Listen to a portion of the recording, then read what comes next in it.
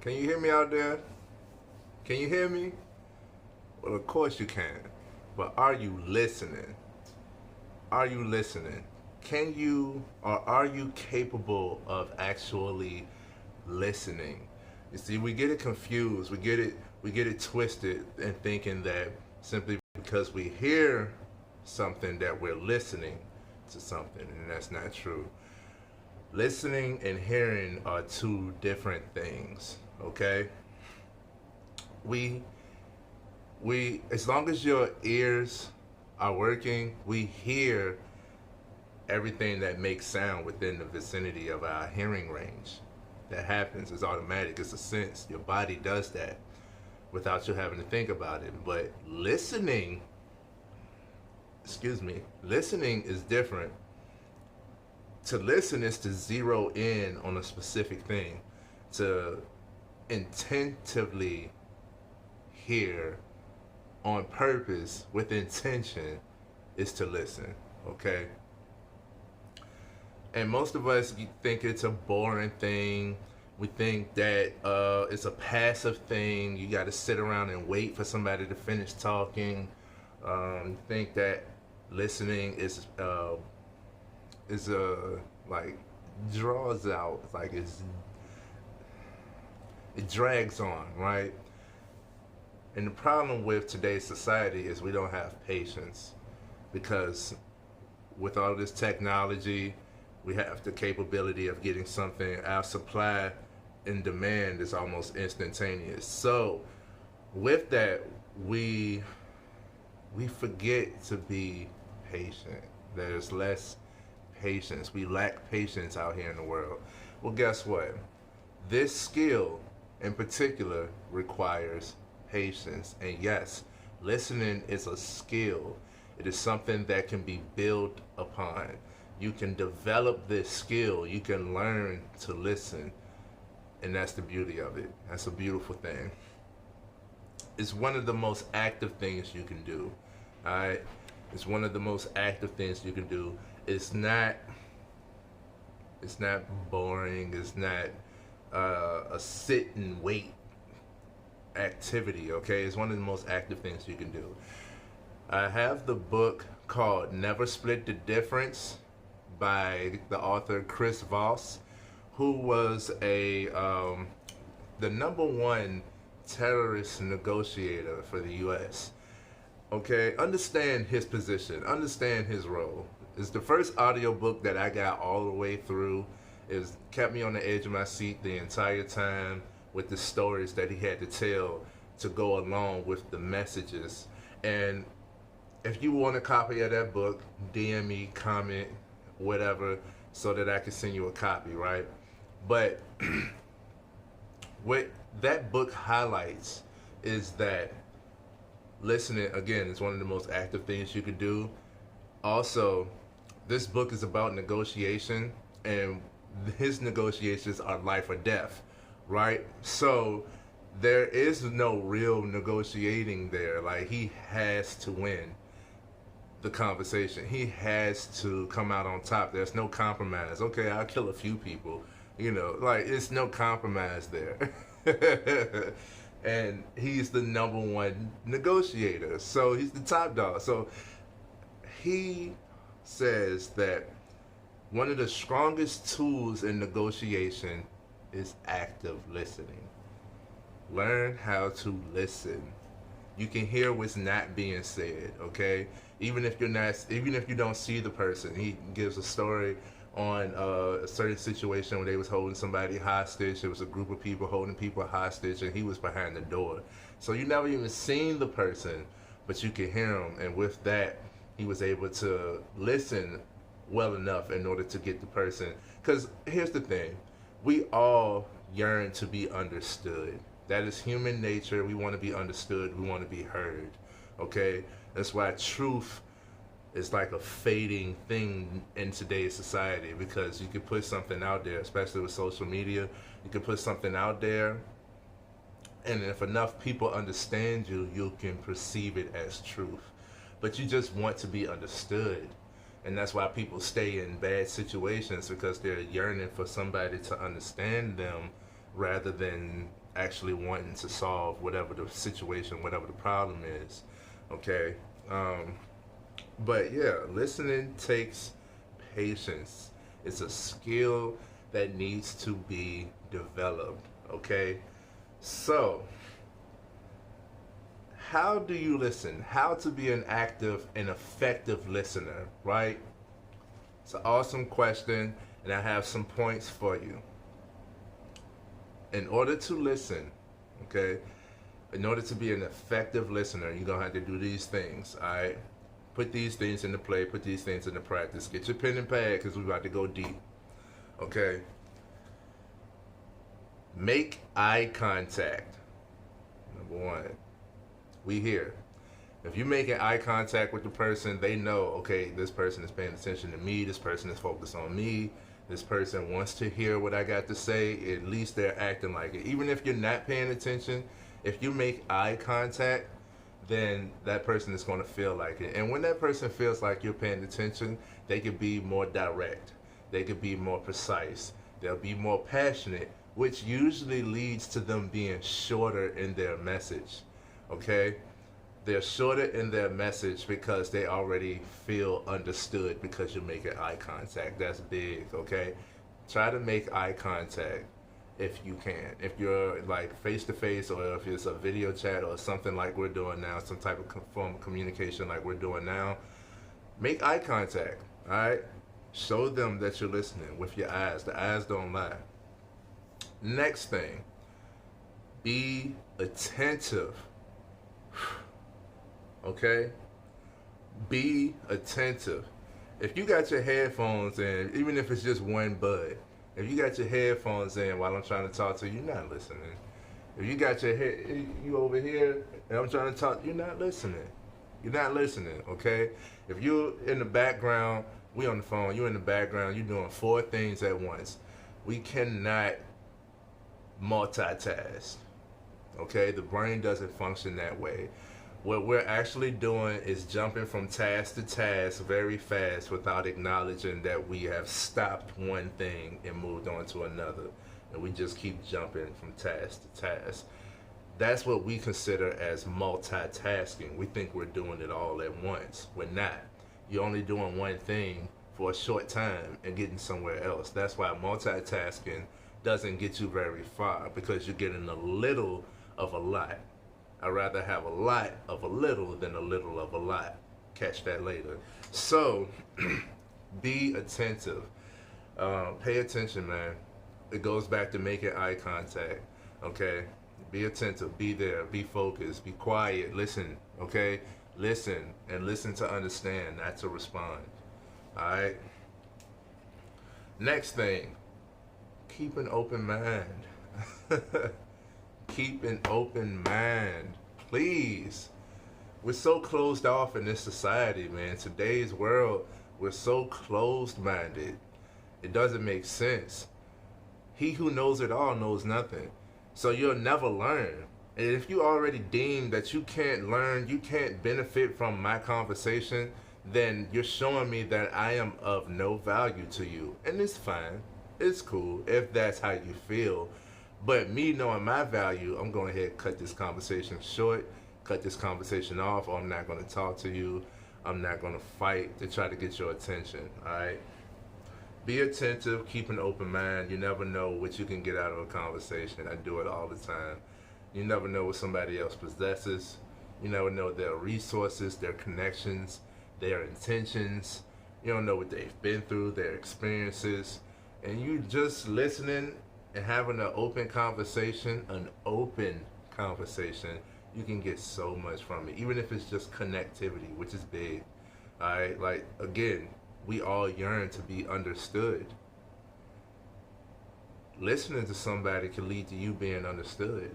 If you want to be heard and understood, you need to be able to listen to understand. Understand? Right? I know you feel me. I know. Next thing, don't interrupt people.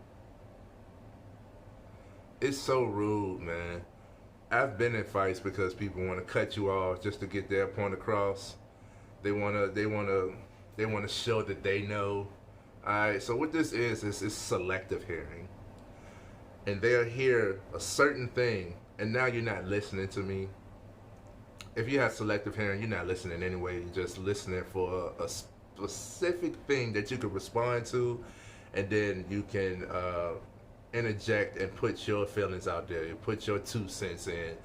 You're not listening. You're not listening to understand me or hear me. You're not feeling me. You're not here. We're not here right now.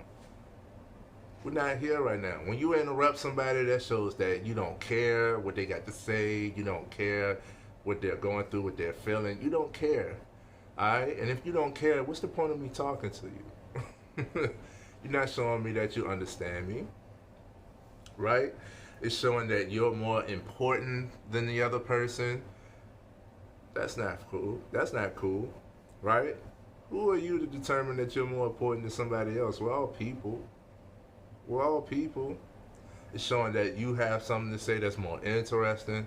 I've been in situations where we're having a group discussion, I'm talking, and I'm sharing my story, my experience, and somebody cut me up. Yo, and it'd probably be some BS with no message behind it, but you just had to get your point across. You just had to just cut me off, shut me down, so that you could get yours out. Okay, I hear you. I ain't listening, but I hear you. See the difference? I hear you. Okay. And it becomes a contest instead of a conversation. I'm not combative with conversation. I understand the value in spoken word. And when I speak with authority, I speak clear, and I speak for a reason. I'm talking to you for a reason, okay? Otherwise, I don't talk. I don't talk. Sometimes you just need to be heard. You just need to be listened to. I get it. So don't interrupt people. Don't interrupt people. And another thing that I had to learn, this is something that I had to learn and I continuously keep learning, is don't impose your solutions on the next person. Because see, you're going to cut them off to tell them what they should be doing. Most of the time, people know what they need to do. They know the solution. Again, they just want to be understood. They just want to be heard, right? They want to be felt. So within that, if you're able to listen and you're able to give them that gives them clarity. Maybe they just need to hear themselves speak and they need a listening ear for them to be vulnerable enough to allow this to come out for them to find the solution for themselves. All right? You don't have to solve everybody's problem. You could only help as much as others allow. And this is something that I continuously have to learn, okay? I continuously have to learn. It's not help. If your help is not helping, stop helping. Right? It's only going to stress you out, not that person, because you want so much for them. All right. Don't interrupt people and don't impose your solutions on the next person. It shows that you think that you're better, you're above, you got it all, and he who knows it all knows nothing. We know this. Next tip, wait for a pause before interjecting. Okay, so you can, this is a great tip because I consider myself a conversationalist. And that simply means that I know how to make the conversation move forward. I know how to move the conversation forward. I can guide a conversation in the sense to my liking, like seriously. And I can open up the most closed-minded people. I've done it. The meanest people love me. They love me. You know, if you come across people, they like, oh, they just a bitch to everybody. They don't like nobody. Excuse my language, but not really. They don't like nobody. All right, well, they love me. It's like, how did you do that? I listened to them, okay? I listened to them. They felt understood because of me, and that makes them want to open up to me a little bit more.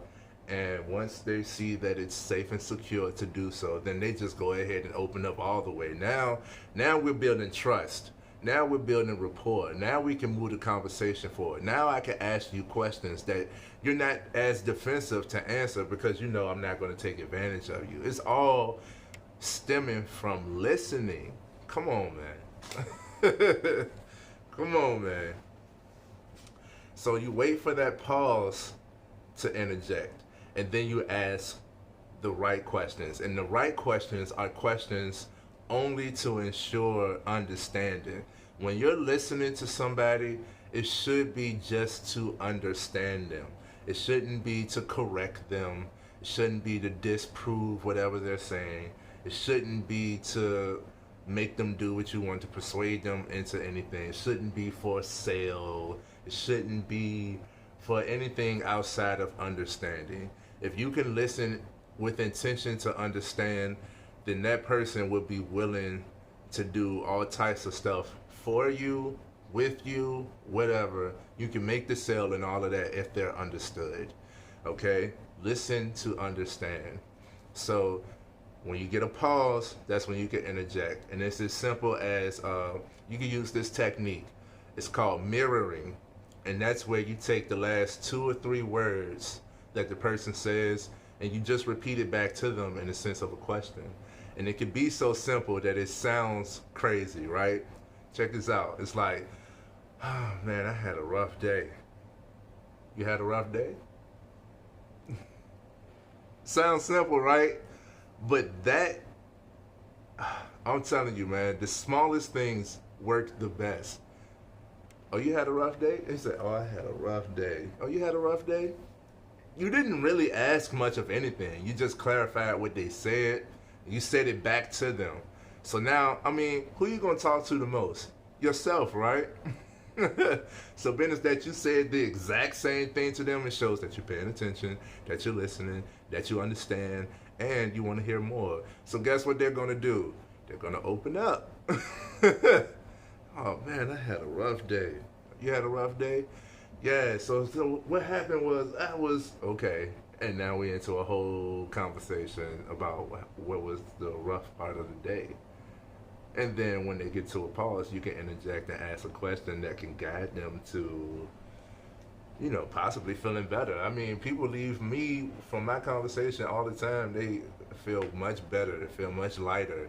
They don't even realize what happened. It's them small things, them little questions, little nuances, man. It's the small things that matter, okay? Next tip, try to feel what the speaker is saying, what that person is saying. Try to feel them. You know, a little empathy goes a long way. Even if you've already overcome whatever the situation is, I've come across this. Got to get rid of the negative sense of comparison. Because somebody who's having a tough time, having a rough problem, for them, it could be the end of the world. For you, it's like, oh, I done been there, done that. That's rough for you. You know, like, it ain't nothing. Like, just do this. Yeah, but for that person, it's like the end of the world. They never faced it or they never found out how to overcome it. It's something that's bothering them, you know? So learning how to listen, keeping an open mind, and trying to feel what that person is saying, like just understand. It goes back, like listen to understand somebody, okay? Try to feel what that person is saying. Try to feel it. Try to paint a picture of what they're going through. But don't be so in your head that you're now not focused on the person that's speaking. Because to be an effective, active listener, you need to pay attention to whoever you're listening to. And as soon as you're in your head, if you're listening to respond, if you're listening to, you know, try to come back, or if you're listening for any other reason than understanding, now you're talking to yourself. That's where the selective hearing comes into play. Now you're talking to yourself. Now you're having a conversation with yourself. And if you're having a conversation with yourself while the other person is talking, you cannot multitask. You're not listening to both that other person and yourself. You're only listening to one at a time. So if you're listening to yourself, you're no longer in a conversation with the other person while that other person is talking. cut off that distraction, cut yourself off, zero back in, focus on the person that's talking to be an active and effective listener. Okay. Um, what else? Let's see. Give regular feedback. Give regular feedback. All is well, brother. Give regular feedback. Okay? This could come as a head nod. A head nod. It's the eye contact and a head nod makes you know that I'm listening, I hear you, I understand, keep going. Simple, right? A smile. If it's something light, positive, smile or a little chuckle, okay? Facial cues, the eyebrows. Like you just, what, that happened? You know, like, give a response. Give some feedback, okay? Give some feedback. It goes a long way. Without you having to say nothing, that person knows that you're listening. They feel understood and they're going to continue to open up, or they'll cut the conversation short because mission accomplished. I just want to be understood. Okay? Boom. Save yourself some time, save the other person some time, and build your relationship and rapport at the same time. Keep all of this open. This is for everybody. This is for spouses especially, because when you're next to a person all the time, you know, day in, day out, or every day you go to sleep with this person, then these types of things become norm. And since they become the norm, like, you kind of put them to the back burner, like it's not as important. So we had a tendency to not listen to the ones who are right beside us because we know they're beside us. Listen to them. Take the headphones out, okay? Turn the TV off or turn the TV down and zero in on what this person has to say instead of, you know, trying to guess it or just letting them ramble on. They want to be heard. They want to be understood, okay? Pay attention to these people. Be attentive. If your back is turned, if you're doing 4 things at once, you're not listening. And how you know that this person is not listening is because you have to repeat yourself. I'll go ahead and say it again since somebody ain't listening. You have to repeat yourself when that person is not listening, and you have to grab their attention. So I don't encourage this, but I've done this to grab people's attention who I know is not listening, if it's important enough. Most of the time it's just ego. But what I have done is just throw something out there that'll shake them up. Throw a word out there that'll shake them up, and it'll be like, oh, what'd you say? Now you're listening. Like, in the middle of a conversation, I know you're not listening to me. You haven't heard anything I've said in the last 3-4 sentences. I just go ahead and say, you know what I'm saying, you little bitch. Ooh, what you say? Oh, now you're listening. What happened? Now you're listening.